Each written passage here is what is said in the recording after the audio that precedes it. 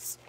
And new at 6, a group of local runners are ready to return to the Boston Marathon, many unable to finish the race last year. Tonight, our Julia Dunn speaks to members of the Hudson Mohawk Road Runners Club, including one Rotterdam woman who crossed the finish line just before the bombings happened.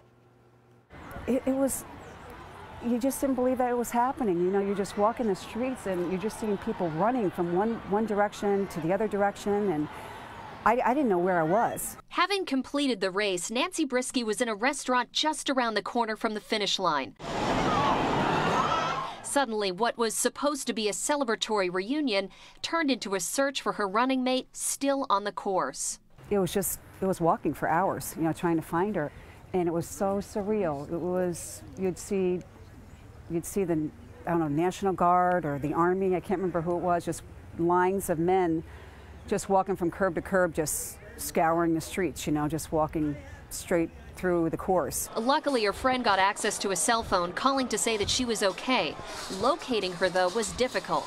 A lot of people don't carry their phones. You don't carry anything with you. 6 grueling hours later, the group was reunited. Now, 1 year later, Brisky is going back. And this year, John Rocco, also of the Hudson Mohawk Runners Club, is going too. It's going to be somber. It's going to be high energy, and it's definitely going to be a very emotional day. I can imagine that. Rocco didn't run Boston last year, but has 2 times before. Typically, the Hudson Mohawk Road Runners Club will have about anywhere from 150 to 200 runners participating in the Boston Marathon every year.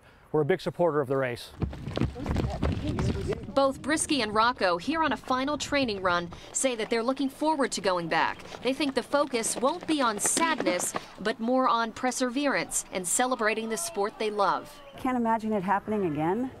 You know, it hasn't happened in New York City. One of the big, you know, if it happens, it happens. You know, it can happen anywhere, and you can't let that stop you. Julia Dunn, CBS 6 News.